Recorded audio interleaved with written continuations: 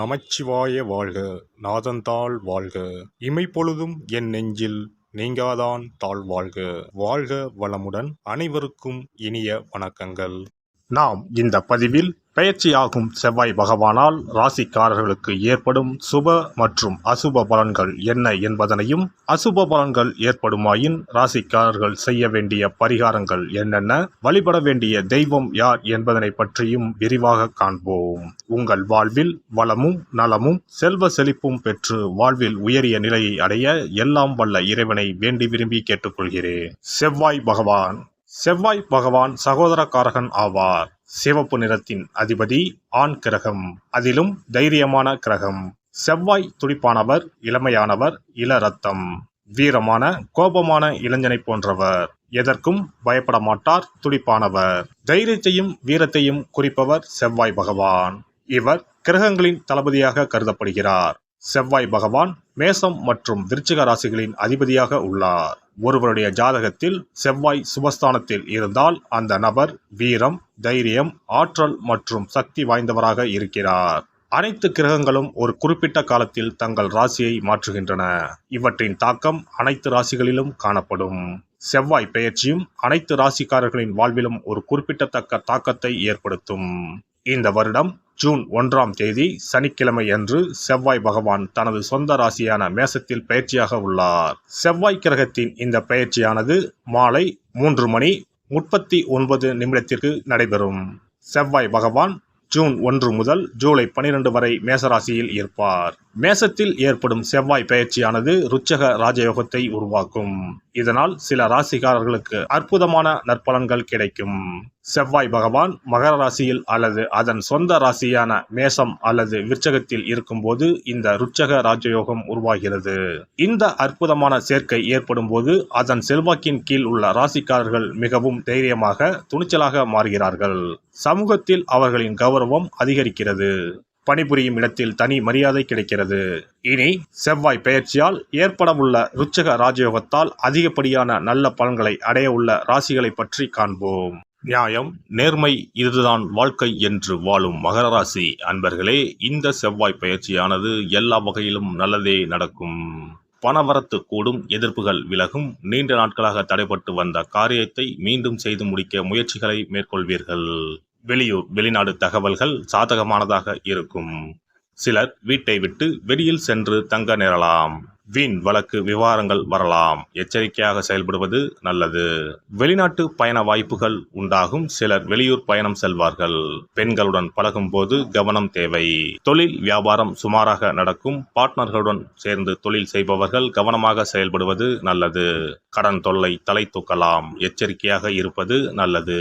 உத்தியோகத்தில் இருப்பவர்களுக்கு கூடுதல் பணிச்சுமை, இடமாற்றம், அலைச்சல் போன்றவை இருக்கக்கூடும். தடைப்பட்டிருந்த பணம் கைக்கு வந்து சேரும். குடும்பத்தில் அமைதி நிலவ குடும்ப உறுப்பினர்களை அனுசரித்து செல்வது நல்லது. கணவன் மனைவிக்கு இடையே மன வருத்தம் உண்டாகலாம். பிள்ளைகள் நலனில் அக்கறை காட்டுவது நல்லது. வாகனங்களில் செல்லும் போது மட்டும் கவனம் தேவை. பெண்களுக்கு எதிலும் தேவையற்ற வீண் கவலை உண்டாகும். பயணங்கள் செல்ல நேரலாம். கடன் விஷயங்களில் கவனம் தேவை. கலைத்துறையினருக்கு எதையும் சாதிக்கும் திறமை அதிகமாகும். நினைத்த காரியத்தை நினைத்தபடி நடத்தி முடிக்க முயற்சிகளை மேற்கொள்வீர்கள். புதிய நபர்களின் அறிமுகம் கிடைப்பதுடன் அவர்களால் நன்மையும் உண்டாகும்.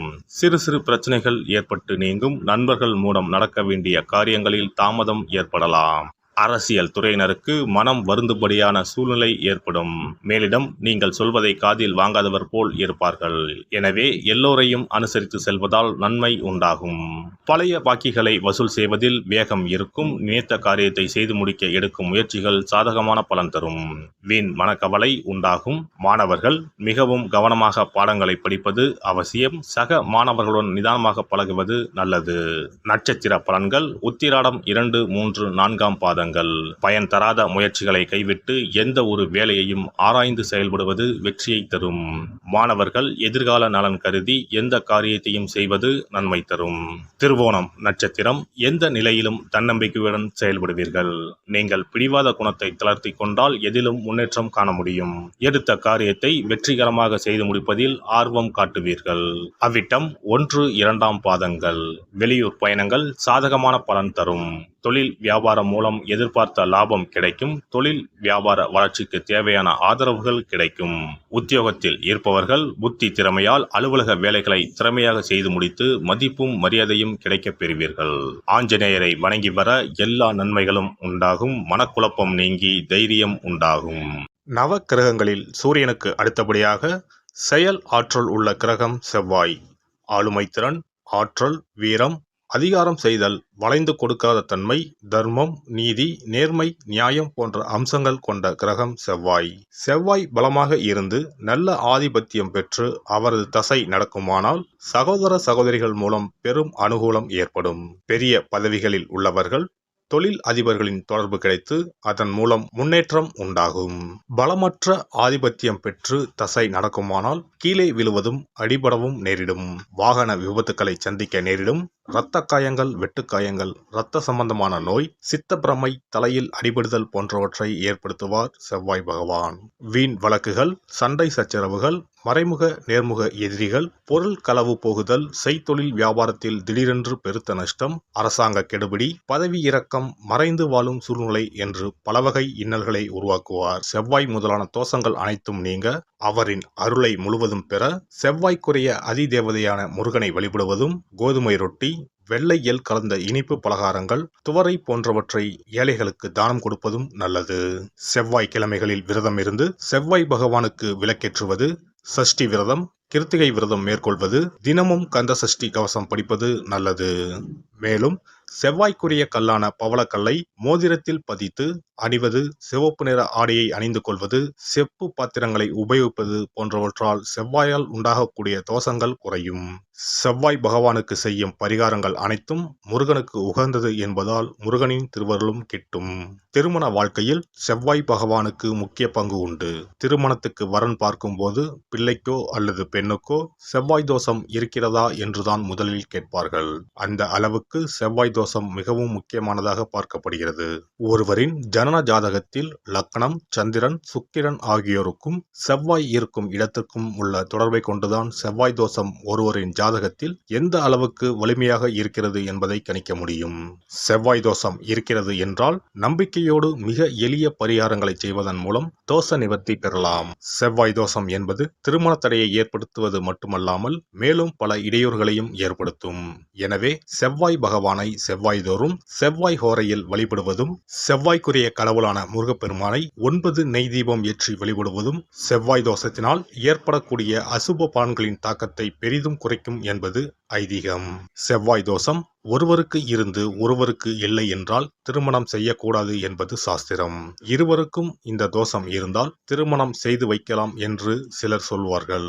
ஆனால் பொதுவாக தோஷம் ஒருவருக்கு இருந்தாலும் சரி அல்லது இருவருக்குமே இருந்தாலும் சரி, தக்க ஜோதிடர்களை ஆலோசித்து முறைப்படி பரிகாரங்கள் செய்வதுதான் சரி. செவ்வாய் தோஷத்தால் திருமண தடை உள்ளவர்கள் வைத்தீஸ்வரன் கோவிலுக்கு வந்து அரச மரத்தடி விநாயகர் ஆதி வைத்தியநாதரை வழிபட்டு ஆலமரத்தை சுற்றி வர வேண்டும். வைத்தியநாத சுவாமி, தையல்நாயகி அம்மன், செவ்வாய்க்கு அதிதேவதையான முருகப்பெருமானை வழிபட வேண்டும். சன்னதியில் உள்ள செவ்வாய் பகவானுக்கு சிகப்பு வஸ்திரம் சாத்தி அபிஷேகம் செய்து பரிகாரம் செய்ய தடைகள் நீங்கும்.